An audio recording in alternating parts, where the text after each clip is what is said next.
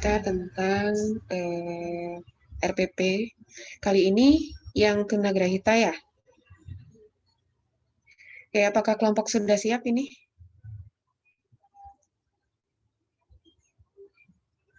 Satu, dua, tiga, empat. Baru 4 yang on cam. Coba anggota kelompoknya on cam dulu.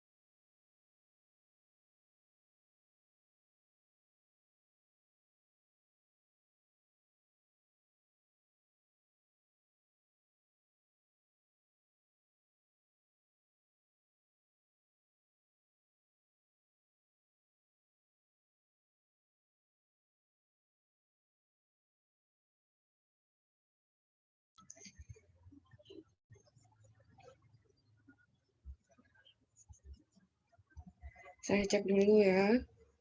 Alfian.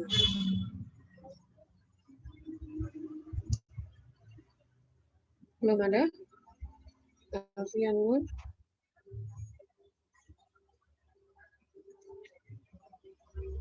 Banasya. Ada, Bu. Oke, Galuh. Hadir, Bu. Ada. Giovanni ada. Pradip.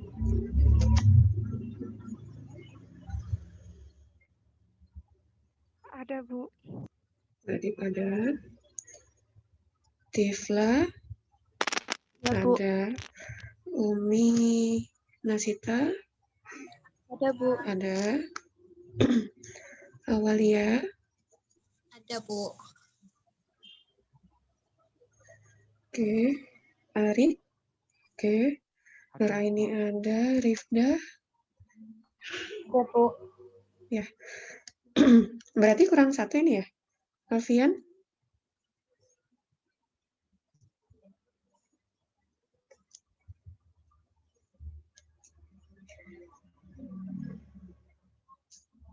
Alfian sudah coba dihubungi deh.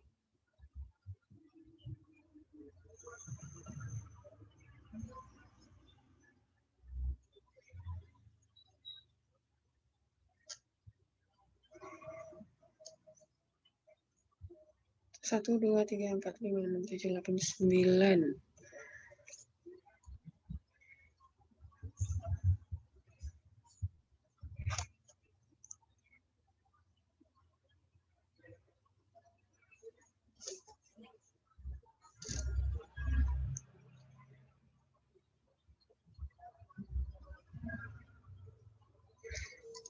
Oke, ya sudah.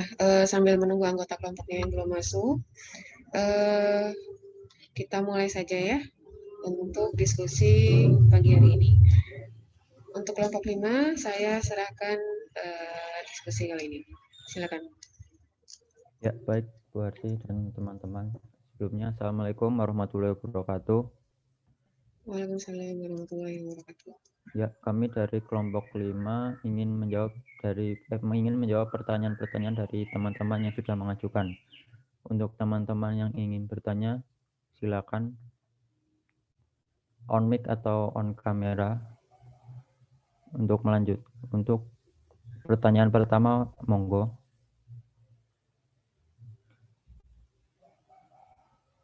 Mas Hamam, boleh. Perkenalkan, saya Hamam Fauji dengan NIM 31. Di sini saya mau bertanya, tadi kan saya baca PPT dan juga melihat video ada prinsip penyusunan yaitu prinsip keperagaan. Nah, di dalamnya kan memuat bahwasanya tunagrahita itu memiliki keterbatasan, jadi memerlukan alat peraga yang bisa memudahkannya. Nah, bagaimana sih contoh alat peraga yang cocok bagi anak tunagrahita? Terima kasih. Maaf, Dek, tadi NIM-nya berapa? 31, Bu. Oke, baik.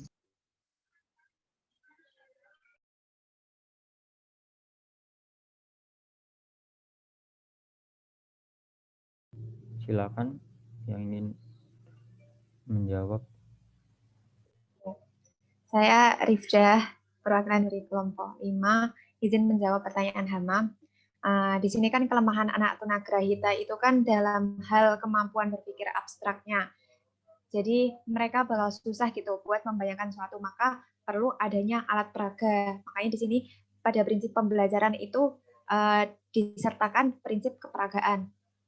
Nah, alat peraga ini fungsinya untuk apa? Sebagai model membantu siswa dalam membayangkan sesuatu. Jadi benda-benda yang nyata, yang konkret, yang itu bisa dijangkau dalam pemikiran siswanya. Nah, contohnya itu ada kayak misalnya mungkin gambar-gambar kayak gambar misalnya kalau dalam pembelajaran bahasa Indonesia kan itu identiknya sama cerita. Nah, misalnya cerita tentang kekeluargaan. Nah, mungkin itu nanti bisa disertakan gambar-gambar misalnya ada ayah, ada anak, ada kakak, adik, ibu, ataupun bisa dengan boneka. Terus pembelajaran bahasa sendiri itu kan ada membaca huruf gitu kan. Itu mungkin bisa pakai flashcard gitu.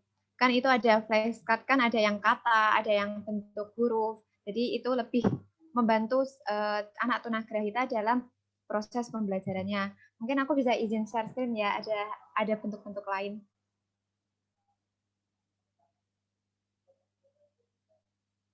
Nah, di sini ada kayak ABC telur. Nah, di sini kan pakai huruf-huruf.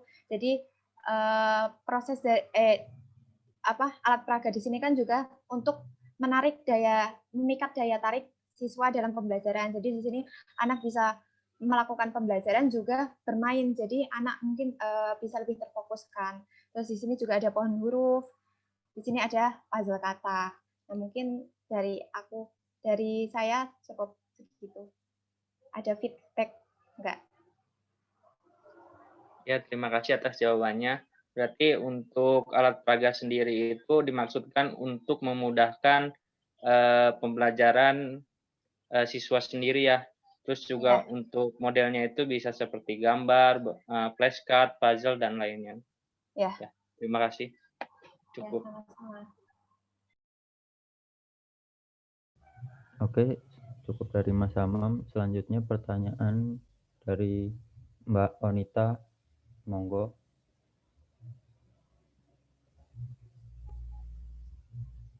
Oke, perkenalkan nama saya. Suara saya masuk? Masuk. Ya, perkenalkan nama saya Anita Fitriani, NIM K5119049. Di sini saya akan bertanya. Dalam prinsip penyusunan RPP, bagian keterpaduan dan keserasian. Di sana disebutkan bahwa guru perlu menciptakan media untuk ketiga aspek, yaitu aspek kognitif, afeksi, dan psikomotor. Yang ingin saya tanyakan, media apa saja yang bisa digunakan oleh guru untuk memenuhi ketiga aspek tersebut agar terbentuk keterpaduan dan keserasian. Terima kasih.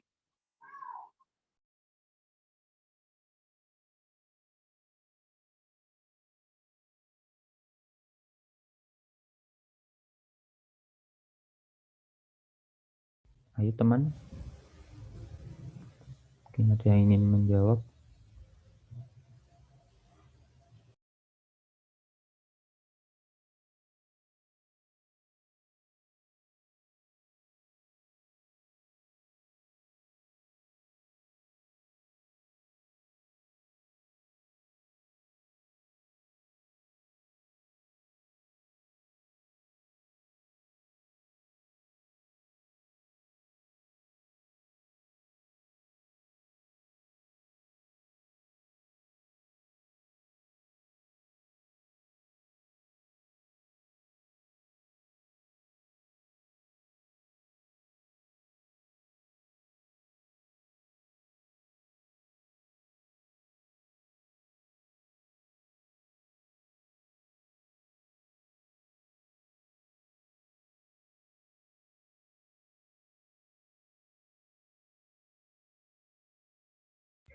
Mungkin sambil menunggu jawaban didiskusikan, bisa menampung pertanyaan yang lain, Dek.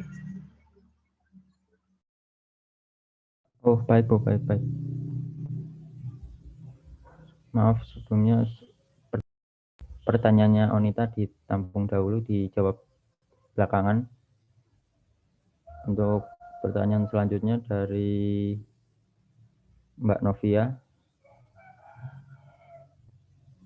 Monggo Mbak Novia dibacakan pertanyaannya. Baik, sebentar. Saya Novia Kana Putri, NIM K511948 izin bertanya. Tadi kan di prinsip pembuatan tadi ada pengetahuan minat bakat. Nah, bagaimana cara guru dalam mengetahui minat dan bakat anak tunagrahita dan media apa yang digunakan untuk mengetahui minat dan bakat anak tunagrahita tersebut? Terima kasih.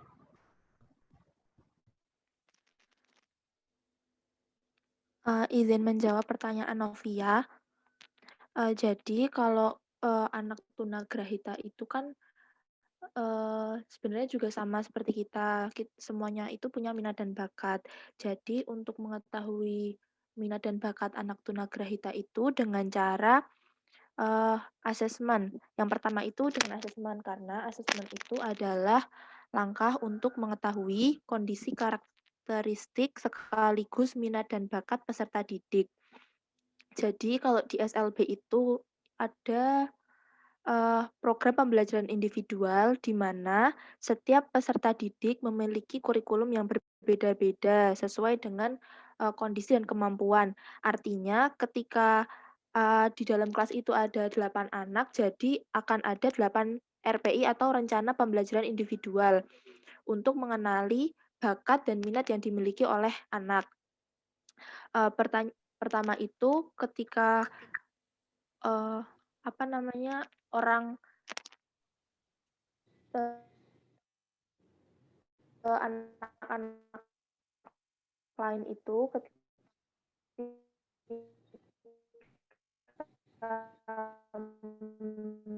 mereka bermain spidol ataupun menggambar mencoret-coret, guru anak luar biasa ataupun anak mulai bermain dengan krayon ataupun mencoret-coret itu adalah menunjukkan anak itu memiliki ketertarikan di bidang tersebut. Jadi ketika anak mulai mencoret berarti kan dia mulai tertarik pada itu. Guru bisa melihat ketika anak bermain itu dia melakukan berulang-ulang, mungkin itu adalah bakatnya anak tersebut, sehingga mungkin ketika anak suka menggambar ya diarahkan ke bidang menggambar. Kalau mereka suka seni lukis, diarahkan ke seni lukis. Dan juga seperti yang kita tahu kalau anak tunagrahita itu kan memiliki keterbatasan intelijensi. Jadi biasanya guru itu akan mengarahkan anak tunagrahita itu bukan di bidang intelektual. Jadi mungkin ke arah seni ataupun ke arah bahasa seperti itu. Apakah ada feedback? Baik, terima kasih, sudah cukup jelas. Baik, makasih dari Mbak Novia. Pertanyaan selanjutnya yaitu ditujukan dibaca oleh Mbak Tiara. Monggo Mbak Tiara. Ya, menurut saya Tiara Estina Putri, NIM 69, mau bertanya. Tadi kan di prinsip penyusunan RPP ada prinsip kasih sayang, kemampuan peserta didik, dan juga latihan. Nah, misal saat pembelajaran, guru sudah mengetahui kemampuannya siswa, tapi pada saat pelaksanaan latihan itu siswa nggak mau melaksanakannya karena moodnya nggak baik. Nah, apa yang akan dilakukan oleh guru pada saat terjadi seperti itu agar siswanya mau melakukan pembelajaran? Terima kasih. Sama-sama.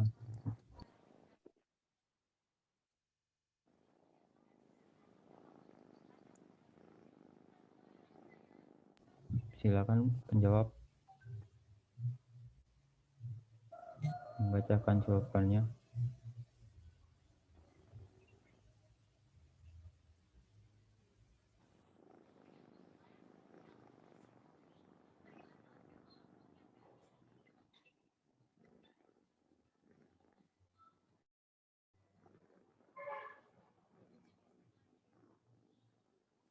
Mbak Galuh.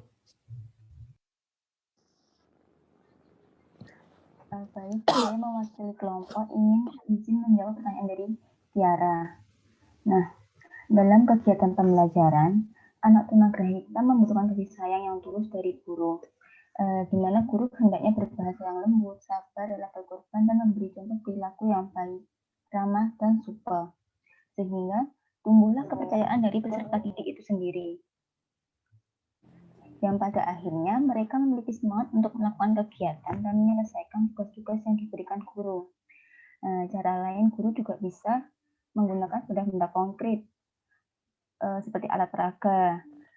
Hal ini menuntut guru agar dalam kegiatan pembelajaran selalu mengaitkan relevansinya dengan kehidupan yang nyata dalam sehari-hari. Oleh karena itu, anak perlu dibawa ke lingkungan sosial maupun lingkungan alam. Bila tidak memungkinkan, guru dapat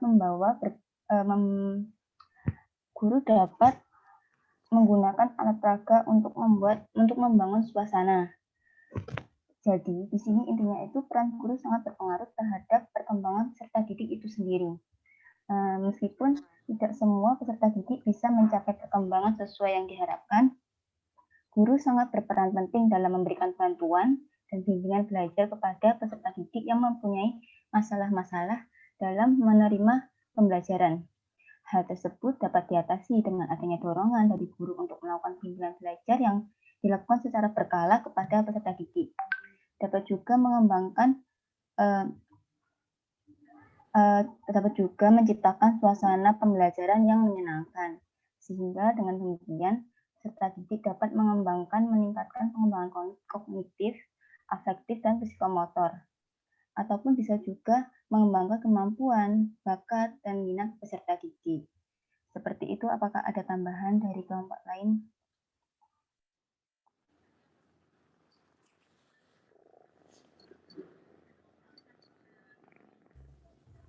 Gimana Mbak Tiara? Atau ada tanggapan atau Enggak, saran? udah cukup jelas. Terima kasih. Ya. Ya, selanjutnya pertanyaan dari Mbak Hanin. Monggo Mbak Hanin, bisa dibacakan pertanyaannya. Iya. Suara saya terdengar? Terdengar deh. Saya ingin bertanya, mengenai aspek prinsip keterpaduan dan keserasian pada RPP. Seperti tidak jauh dari pertanyaan Mbak Anita tadi, tetapi yang ingin saya tanyakan itu kan dalam prinsip keterpaduan dan keserasian itu dalam kita menanamkan budi pekerti juga, maaf kalau agak berisik, dalam menanamkan budi pekerti kita juga harus menanamkan aspek kognitif, afeksi, dan psikomotor. Nah, itu mengapa kita harus menyisipkan itu saat menanamkan budi pekerti. Padahal untuk anak tunagrahita kan kita menanamkan satu konsep budi pekerti itu saja sudah memakan waktu dan tenaga yang cukup banyak. Begitu.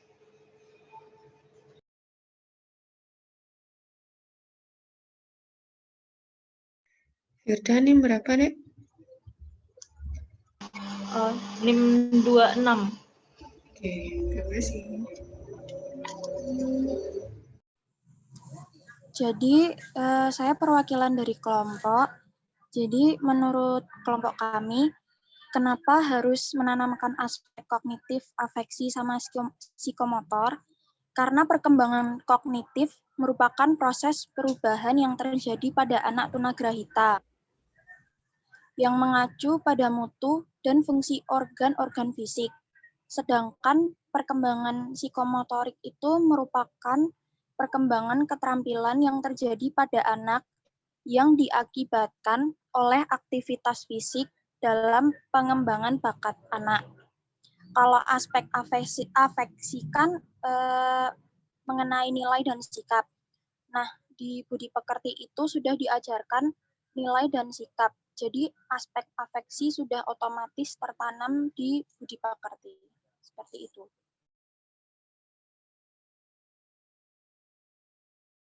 Bagaimana Mbak Hanin? Apakah ada kesalahan atau sudah cukup?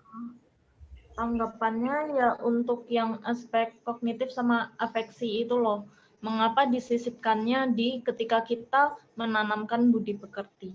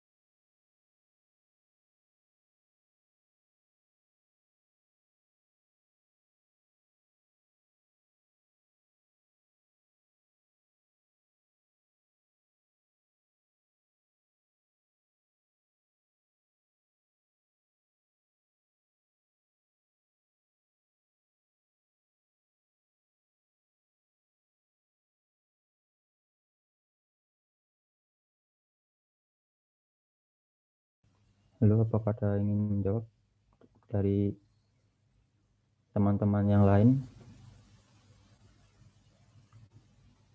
Kalau tidak, boleh ditampung dulu nggak, Bu? Ya, maaf ya Mbak Anin, kami tampung terlebih dahulu, kita diskusikan terlebih dahulu.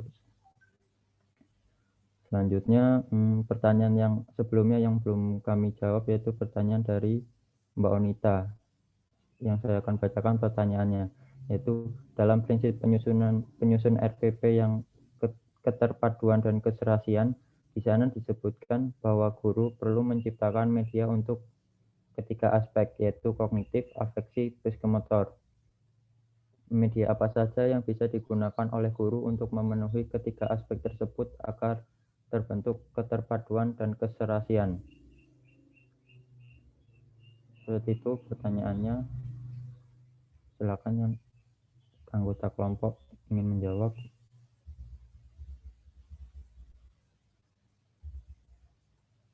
Ya baik, saya akan mencoba menjawab pertanyaan dari Mbak Onita.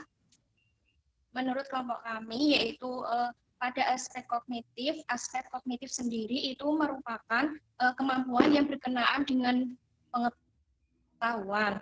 Nah, pada aspek ini, guru dapat menggunakan media, yaitu berupa benda yang ada di sekitar, bisa berupa mainan atau sesuatu yang disukai oleh anak, misalnya puzzle angka. Kemudian bisa juga menggunakan flashcard yang tadi sudah dijelaskan oleh Rifda, yaitu kartu yang bertuliskan informasi seperti angka, kata pada salah satu atau kedua sisi, atau bisa juga itu flashcard itu bertuliskan jawaban atau pertanyaan pada sisi tersebut. Nah, kemudian yang kedua itu ada aspek psikomotor. Nah, aspek psikomotor ini sendiri itu keterampilan yang mengutamakan keterampilan jasmani melalui aktivitas gerak. Nah, pada aspek ini itu guru bisa menggunakan media plastisin untuk melatih motorik halus anak, yaitu pada gerakan tangan.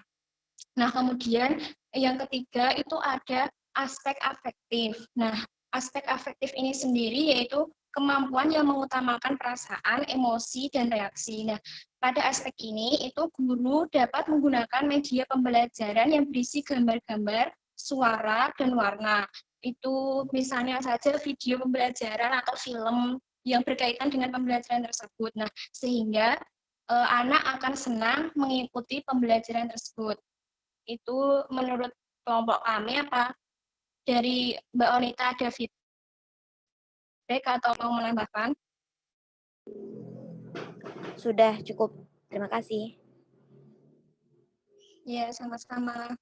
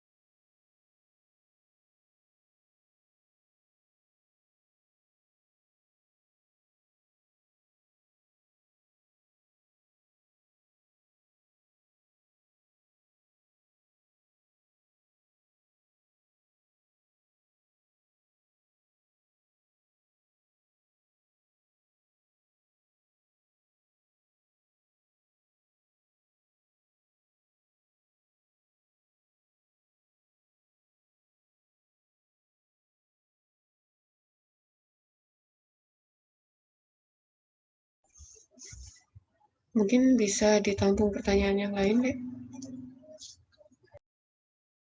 Sebentar, Bu, sebentar. Ya.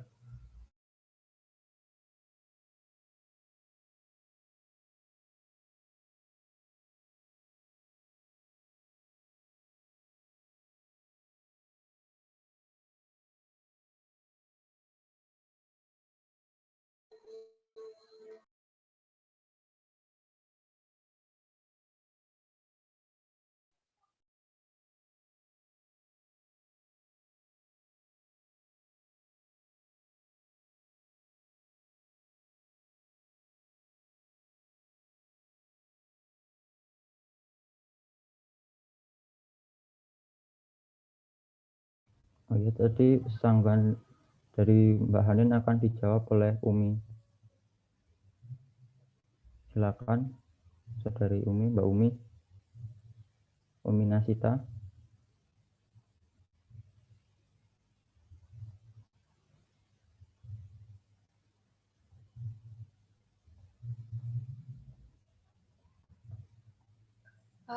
Baik, saya akan menjawab pertanyaan tadi dari Hanin tadi ya. Kenapa harus budi pekerti? Karena aspek kognitif dan aspek afektif kita bisa melakukan hal tersebut.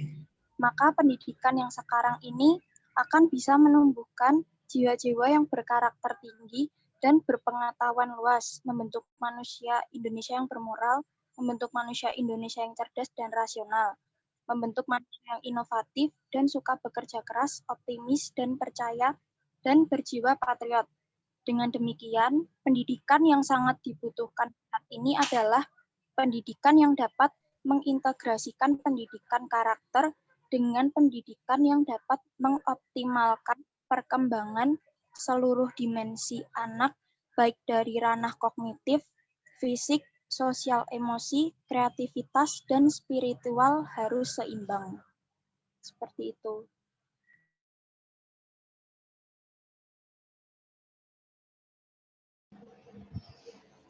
Iya, terima kasih.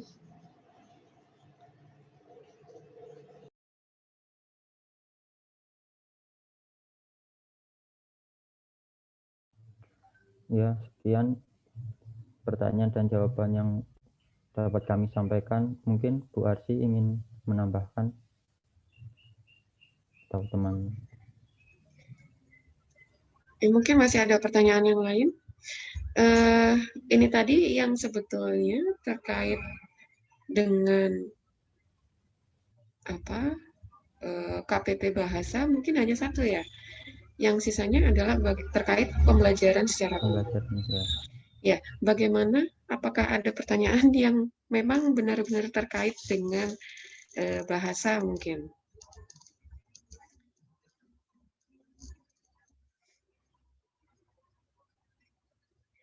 Atau ada yang sudah pernah mengajar tunagrahita?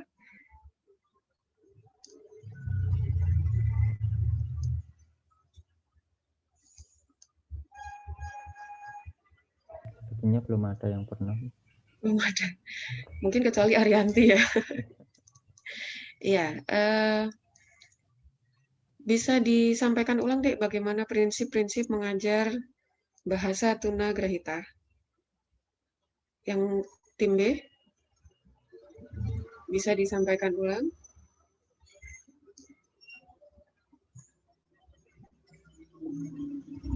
Nggih, Bu. Prinsip untuk tunagrahita, penyelesaian RPP untuk tunagrahita itu ada prinsip kasih sayang, kemudian prinsip keperagaan, prinsip keterpaduan dan keserasian, prinsip pengembangan minat dan bakat, prinsip kemampuan peserta didik,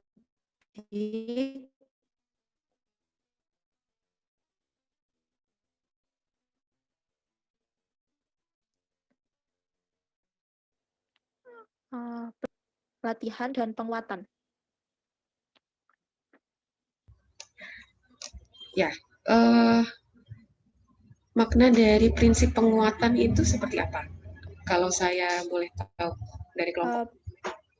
Kalau prinsip penguatan yang saya tangkap ya Bu, itu tuh seperti pemberian pujian dan penghargaan untuk anak-anak bisa berperilaku positif. Jadi setiap kegiatan anak itu kita harus memberikan ini Bu, apa namanya, kayak achievement berupa pujian gitu. Itu apakah itu termasuk penguatan?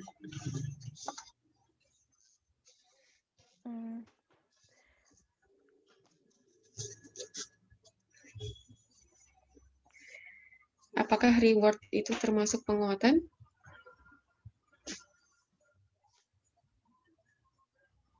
Iya Bu, kan itu bisa membangun siswa tunagrahita itu kalau misalnya kita udah kasih penguatan seperti reward kayak gitu kan, tunagrahita anak-anak tunagrahita kan jadi berpikir, oh nanti kalau aku mengulangi ini bakal dapat reward lagi gitu. Nah sebetulnya ada satu kata yang disampaikan Rifda tadi, penguatan itu apa? Tapi reward itu sebetulnya bukan termasuk dari penguatan. Reward itu ya memang termasuk pujian, termasuk apa namanya, jenisnya itu banyak. Tapi reward itu bukan merupakan penguatan. Itu di luar dari prinsip ya. Ada yang bisa apa namanya, memberikan jawaban satu kata saja. Penguatan itu apa? Motivasi, Bu. Motivasi, mungkin itu bukan inti dari penguatan ya? Pengulangan. Pengulangan. Nah, itu dia kuncinya. Jadi penguatan itu memang seperti apa ya? Diulang kembali agar konsep yang diterima itu menjadi utuh gitu. Apalagi di sini adalah tunagrahita, di mana mungkin kita ajarkan kata siapa jam ini, 1 jam lagi mungkin lupa gitu kan. Kalau tunagrahita harus terus diulang dan terus sebulan, 3 bulan dan seterusnya, mungkin bisa jadi lupa terus gitu. Itulah tunagrahita. Jadi prinsip pengajaran bahasanya lebih ditekankan ke penguatan, pengulangan terus-menerus. Gitu. Oke, mungkin ada yang ditanyakan atau ada yang didiskusikan lagi. Kita masih memiliki beberapa menit di sini. Tidak ada? Oke, saya harap pertemuan berikutnya itu tunadaksa ya? Apa ya? Ya, tunadaksa laras ya? Kalau tidak salah. Yang terakhir itu autis.